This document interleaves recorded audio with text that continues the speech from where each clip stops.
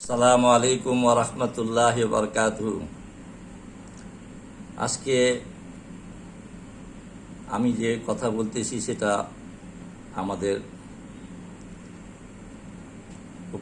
প্রধান উপদেষ্টা সম্মানিত ডাক্তার ইউনূস সাহেবের জন্য বলতেছি। দেখেন, দেশ এখন অনেক দুর্যোগপূর্ণ অবস্থায় আছে। অতীতে যত রকম রাজনৈতিক সরকার দেশ পরিচালনা করেছে, তারা তাদের লোকজনকে চাকরি দেওয়ার নামে বিভিন্ন মন্ত্রণালয় বাড়িয়েছে। এতে করে দেশের অর্থনৈতিক অনেকটা তাদের পিছনে ব্যয় হয়ে যায়।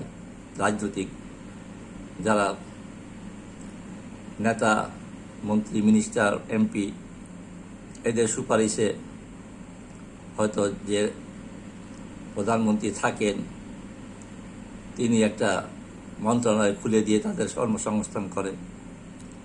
আমি মনে করি গরিব দেশের মধ্যে অত্যন্ত ছোট আকারের কিছু মন্ত্রণালয় থাকবে, সেই মন্ত্রণালয়ের ভিতরেই সব মন্ত্রণালয় ঢুকিয়ে দেওয়া উচিত।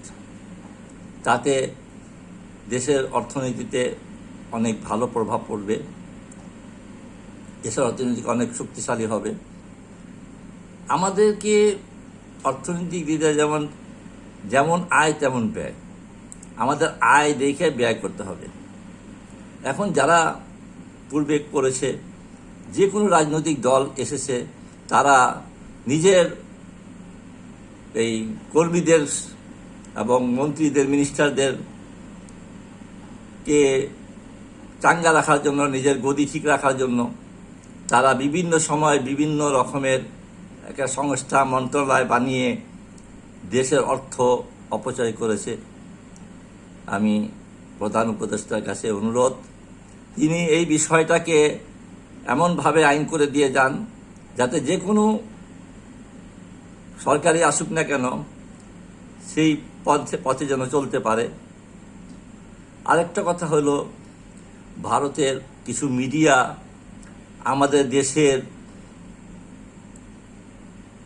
বিভিন্ন কর্মকাণ্ডের উপর মিথ্যাচার করতেছে। এখানে হিন্দু নির্যাতন হচ্ছে, বাংলাদেশ গরিব হয়ে গেছে, ঋণে ডুবে গেছে, বিভিন্ন রকমের অপপ্রচার করতেছে।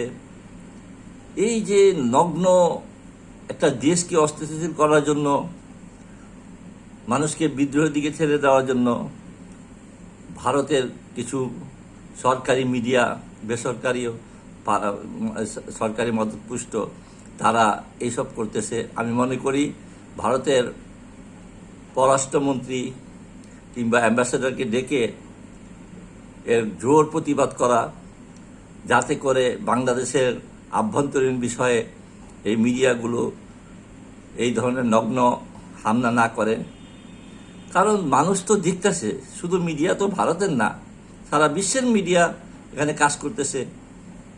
এখানে CNN, আল জাজিরা এবং বিভিন্ন মিডিয়া কাজ করতেছে, তারা নিউজ দিতেছে। কিন্তু নির্লজ্জভাবে কিছু দালাল, মোদির দালাল, তারা বাংলাদেশকে অস্থিরতা করার জন্য একটা প্ল্যানিং করতেছে। তো আমাদের দেশপ্রেমিক জওয়ানরা এর দাঁত ভাঙ্গা জবাব দিচ্ছে। আর বাংলাদেশের মুসলমানরাও সচেতন আছে ইনশাআল্লাহ। যদি ভারত কোনো প্রকার কোনো রকম ষড়যন্ত্র করে, সেনাবাহিনীর সঙ্গে কাঁধে কাঁধ মিলিয়ে এদেশের জনগণ, ছাত্র, ধর্মপ্রাণ মুসলমানরা ঝাঁপিয়ে পড়বে ইনশাআল্লাহ, এতে কোনো সন্দেহ নাই। অনেক রক্তের বিনিময়ে এই দেশকে দ্বিতীয়বারের মতো স্বাধীন করা হয়েছে। প্রথমবার স্বাধীনতা রাখতে পারল না শেখ মুজিবুর রহমান। দেশের মানুষ একটার পর একটা নির্যাতনের শিকার হয়েছে। সবাই জানেন এই দেশের অবস্থা। আমি মনে করি সচেতন নাগরিক, ছাত্র সমাজ যেভাবে কাজ করতেছে, প্রত্যেকটা সরকারি সংস্থার তদারকি করতেছেন এবং কোথায় কি হচ্ছে সে খেয়াল রাখতেছেন এটা অব্যাহত থাকা দরকার। কারণ চোরে না শুনে ধর্মের কাহিনী, এরা পূর্বের থেকে অতীতেই এরা দুর্নীতি করে আসছে। দুর্নীতি এত সহজে বন্ধ হন না, তবে যদি ছাত্রদের এবং আপামর জনগণের সাপোর্ট থাকে তাহলে ইনশাআল্লাহ এই দেশ একদিন সিঙ্গাপুরকেও ছাড়িয়ে যাবে, মালয়েশিয়াকেও ছাড়া যাবে ইনশাআল্লাহ। সোনার বাংলা সত্যি সোনার বাংলাই আছে। আমাদের পরে সিঙ্গাপুর মালয়েশিয়া স্বাধীন হয়ে আজকে কোথায় পৌঁছে গেছে, আর আমরা কোথায় পড়ে আসি? একমাত্র এই চোষা যেই সরকারি আসছে শুধু নিজের আখের গুছানোর চিন্তা ভাবনা খেয়ালে তারা মগ্ন থাকতো। জনগণের কল্যাণ হোক সেটা তারা চাইতো না। তাদের ছেলে মেয়েরা বিদেশে পড়তো, তাদের পরিবার বিদেশে থাকতো, আর ইনি এখান থেকে বাংলাদেশ থেকে টাকা লুটে পুটে বিদেশে বাড়িঘর যা দেখতেছেন সবাই তো জানেন। তবে এই শেষ সময় যদি এইটাকে আপনি ধরে রাখতে পারেন তাহলে বাংলাদেশের আপামর জনগণ সামনে ইনশাআল্লাহ সুখ ভোগ করবে এবং এর থেকে অনেক উন্নতি সাধন করা প্রয়োজন দরকার। কারণ এখন আমাদের যে অন্তর্বর্তীকালীন সরকার ওনারা অনেক পরিশ্রম করতেছেন, কাজ করতেছেন, এদেরকে সাপোর্ট করা দরকার। কিছু আমাদের লোক আছে যারা এর সমালোচনা করতেছে, আমি মনে করি তাদের স্বার্থের জন্য সমালোচনা করতেছে। কিছু দল আছে তারাও এই সরকারের দোষ ত্রুটি খোঁজার চেষ্টা করতেছে, তাদেরও কিছু স্বার্থ আছে। স্বার্থ ছাড়া তারা এই ধরনের কাজ করতে পারতো না। উপর থেকে বলতেছে না খুব ভালো তত্ত্বাবধায়ক, কিন্তু বাস্তবে তারা নিজেরা কিন্তু দেশটাকে অস্থিতিশীল করার জন্য চেষ্টা করতে পারে।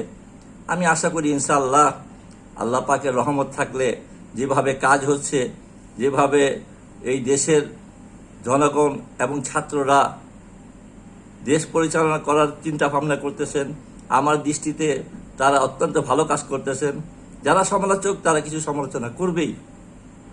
আমি মনে করি যতক্ষণ পর্যন্ত দেশটাকে ভালো মতো সেট আপে না আসে ততক্ষণ পর্যন্ত আপনারা এই সরকার থেকে আপনারা দেশটাকে একটা এমন অবস্থায় রেখে যাবেন যে কোনো রাজনৈতিক দল আসুক না কেন তারা যেন আর এই দেশকে অস্থিতিশীল করতে না পারে, তারা কারোর গোলাম না হয়ে কারোর পদালঙ্ঘন না করতে পারে।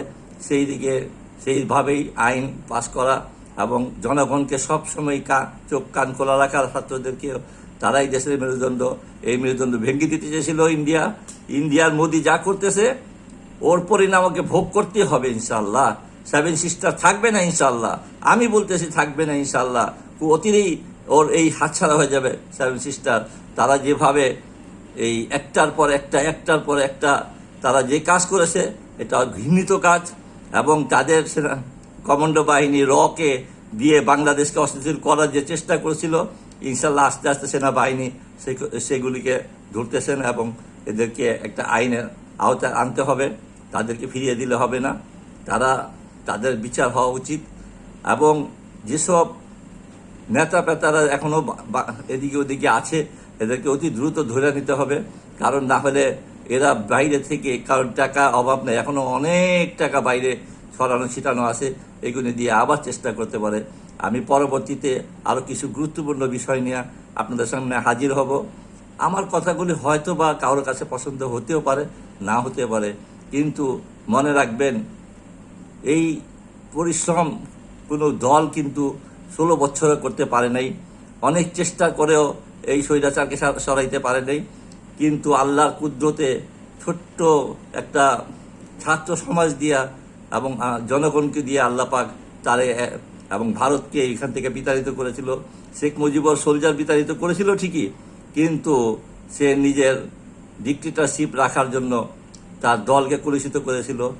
এখন আমরা ইনশাআল্লাহ এই দেশের জন্য দোয়াও করব, আল্লাহ সাহায্যও চাইব, এবং যারা মুসলমান তারা অবশ্যই সব সৎকর্ম করার বিষয়টাকে রাষ্ট্রীয়ভাবে উপস্থাপন করা এবং এই শিক্ষা দেওয়া যে ঘুষ খাওয়া হারাম, ঘুষ খেলে কি হবে পরকালে শিক্ষা দেওয়া, এইটা সব সময় রাষ্ট্রীয় টেলিভিশনে প্রচার করা উচিত। এ থেকে মানুষের মন ঘুরলে পরে জনগণ যখন ভালো হয়ে যাবে তো রাষ্ট্র ভালো হয়ে যাবে। আসসালামু আলাইকুম ওয়া রাহমাতুল্লাহি ওয়া বারাকাতুহু।